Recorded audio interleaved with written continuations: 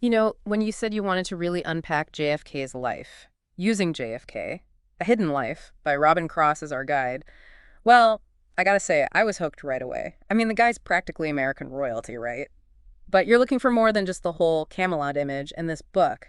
This book digs deep, way back, starting with his family's, well, their beginnings weren't quite so glamorous. That's the thing about JFK. You can't really get him without that contrast between the image and where he came from. His great-grandfather, Patrick Kennedy, arrived in Boston right in the middle of the Irish potato famine. Can you imagine? It's a hell of a journey, from fleeing famine to generations later having your family in the White House. What was it like for them, those early Kennedys in America? Picture this, 19th century Boston. Not the city it is now. Back then, it was starkly divided. You had the old money, the Boston Brahmins.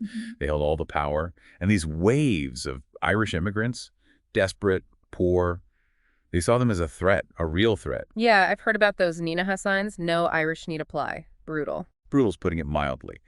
It was systemic. Worse jobs, horrible housing, all because of where they came from. But here's the thing about the Irish. They weren't going to just take it. They needed a way to fight back, to have a voice. So they built their own system, the political machines, a way to claw their way into the system that tried to shut them out. That's where the Kennedys, that's where their rise really begins. And that brings us to JFK's grandfather, Honey Fitzgerald, right? Quite the character. Becoming the first Irish mayor of Boston, that's something. He was a natural, that one. Charisma in spades, the nickname Honey Fitz, came from his speaking style. People said he could charm the birds right out of the trees.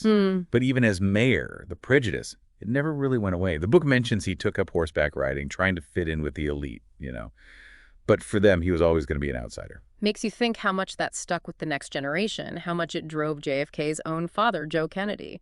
Marrying into the Fitzgeralds, that wasn't just love, that was a calculated move, don't you think? Joe Kennedy, he's crucial to understanding this family's ambition. He was obsessed with escaping his past, his working-class roots. Money, power, those were his tools. And he played rough. Banking, Hollywood, even a fling with Gloria Swanson. The guy was operating on a whole other level. And let's not forget, during the Wall Street crash, while everyone else was losing their shirts, Joe Kennedy was making a fortune. Shrewd doesn't even cut it. Shrewd, ruthless, driven. And that all fed into how he raised his kids, especially his sons. The book talks about their summers at Hyannisport. Imagine this. Pregnant women expected to play touch football.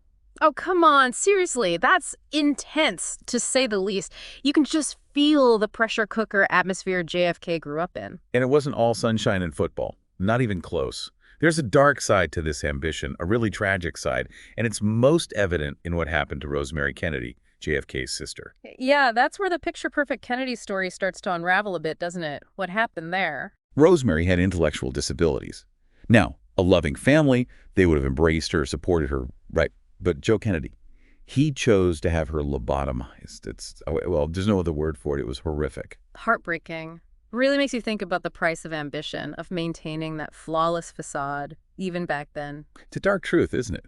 Behind all the glamour, the Kennedys, they had their secrets, just like any family. Rosemary's story is brushed aside, never spoken of, almost like she never existed.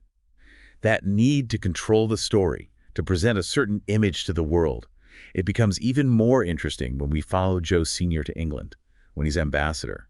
Let's just say it wasn't always a smooth ride. You said it. Here's this self-made American millionaire suddenly thrust into this world of British aristocracy right on the eve of World War II. The book, it really brings those years to life. A real clash of personalities, of worldviews. At first, the Brits, they kind of ate up Joe's, well, his Americanness, his brash style. But his politics, his support for appeasement, that didn't go over well, not with the British public and certainly not back home with Roosevelt. You're talking about his whole thing with Neville Chamberlain, defending the Munich Agreement even. The book even says he was having secret meetings with the German envoy. Can you imagine if that got out back then? Controversial is one way to put it. Here's the U.S. representative, basically advocating for giving in to Hitler.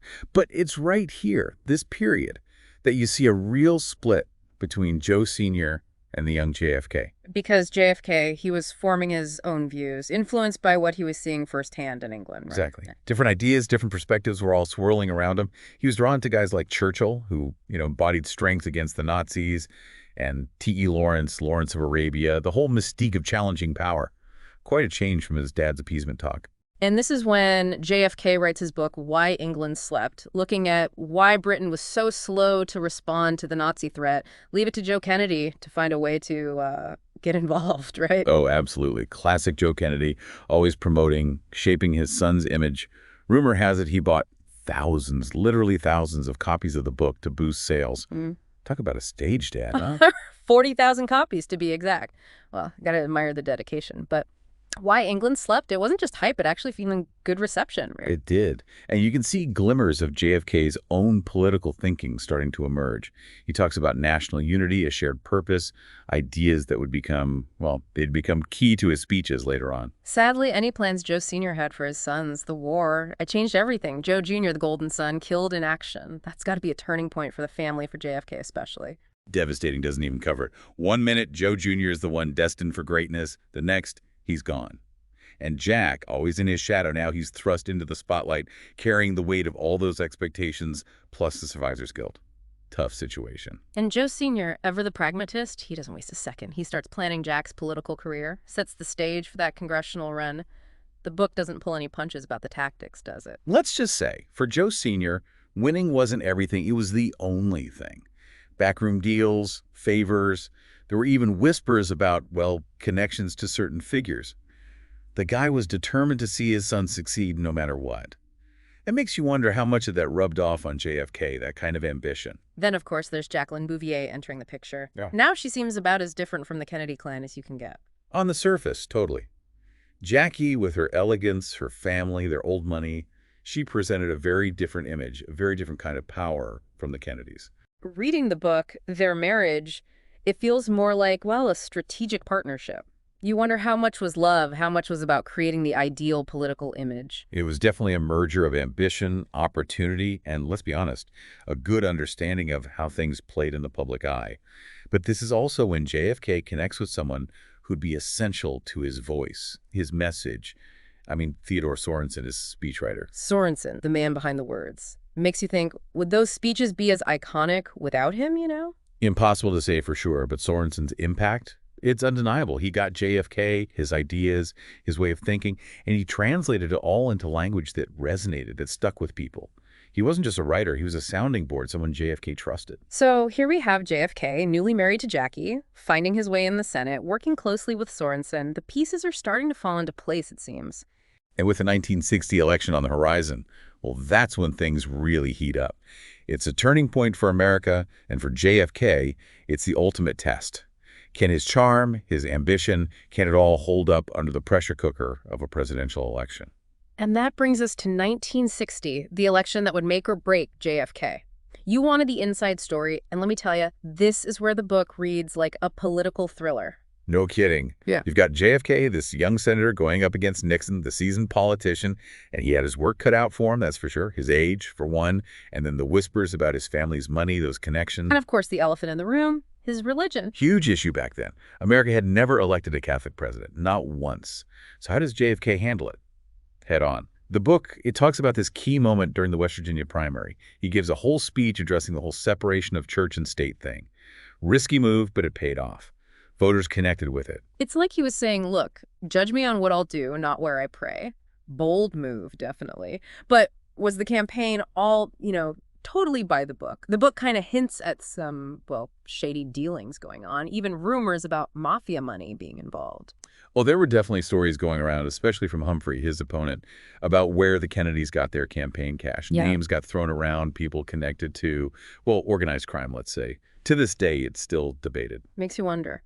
But whether it was all on the up and up or not, one thing's for sure. The Kennedys, they knew how to use this new thing, television. Those debates with Nixon, they were legendary. Game changer, really. This is a whole new era for politics. And JFK, he owned it. Yeah. Youthful, charismatic, just radiating confidence on that screen. Yeah. Nixon, not so much. Yeah, wasn't he all pale and sweaty under those studio lights? Not a good look.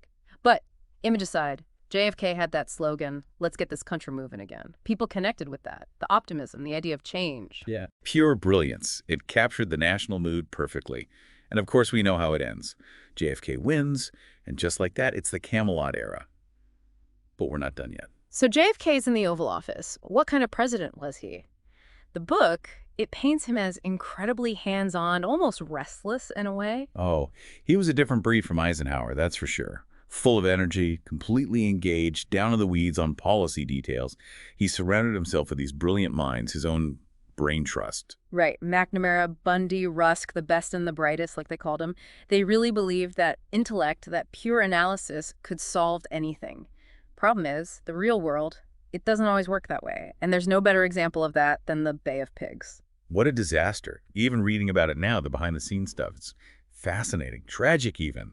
The CIA's got this plan to take out Castro, and JFK, new to the job, pressure coming from everywhere, he gives the go-ahead. Even his own father was pushing for it. Wild to think about. Family dinners must have been interesting in those days. Oh, the pressure had to be immense. But the invasion itself, botched from the start, badly planned, badly executed. To JFK's credit, he owned up to it. But it really shook his trust in the CIA, made him way more cautious about, getting directly involved in other countries' affairs. Which is interesting because the book contrasts that with how he dealt with the Berlin Wall crisis just a year later. Yeah. Much more measured approach there. Night and day, those two situations. The wall, that was different. JFK knew that a direct conflict with the Soviets, that could have blown up into a full-blown war. Easy. So he goes the diplomacy route, deterrence, sends LBJ to Berlin, show of solidarity with West Berliners, a powerful gesture, purely symbolic. And then, of course, you can't talk JFK without talking about the Cuban Missile Crisis. High stakes doesn't even begin to cover it. 13 days that, well, they changed the world. Nuclear war, that wasn't some abstract idea anymore. It was a real possibility. The book describes these intense meetings, JFK and his advisors, the XCOM group, debating every angle, trying to figure out what to do, knowing any wrong move could be, well, it could be it. And JFK, he makes the call, the blockade. Calculated risk for sure, but it worked. Khrushchev backs down. Did that, the whole Cuban Missile Crisis, did it change how JFK thought about nuclear weapons? 100%. It's clear from the book, that experience, it shook him. Seeing how close they came to total annihilation, it made him push for arms control. The Nuclear Test Ban Treaty, the one they signed in '63, that came directly out of that experience. It's kind of mind-blowing how these huge world-changing events shaped him, and then, of course, there's civil rights, which was a powder keg during his entire presidency. Yeah, JFK on civil rights, it's complicated. He personally supported the movement, but he was also a pragmatist. He knew how politics worked, knew he had to balance what the civil rights leaders wanted with the Southern Democrats in Congress, the ones with all the power. So he's walking this tightrope, trying to keep everyone happy, which is impossible, right? Okay, yeah. Were there any, defining moments when it came to his actions on civil rights? Oh, yeah. The book highlights a few. He appointed more Black Americans to government positions than any other president before him, for one. And then there was using federal troops to enforce desegregation in schools, like with James Meredith down at Ole Miss. That was huge. And Birmingham in '63, can't forget that. Those images, the police brutality, peaceful protesters getting beaten, it was on TV everywhere. That had to have gotten to JFK. Without a doubt. Seeing that, it was a turning point. He realized he couldn't stay on the sidelines any longer, goes on national TV, calls for a full-on civil rights bill. That was a powerful speech. And that leads into the March on Washington same year with King's I Have a Dream speech. Talk about a moment in history. Absolutely pivotal moment for the whole civil rights movement. And JFK, he was hesitant about the march at first, but he came around. Tragically, though, he wouldn't live to see the Civil Rights Act passed. Dallas, '63, that assassination just cut his presidency, his life, way too short. Awful reminder of how fragile things are. 1 minute he's the president, the next it's all over, sent shockwaves through the whole world. So as we wrap up this deep dive into JFK, what's your big takeaway from the book? How should we remember him?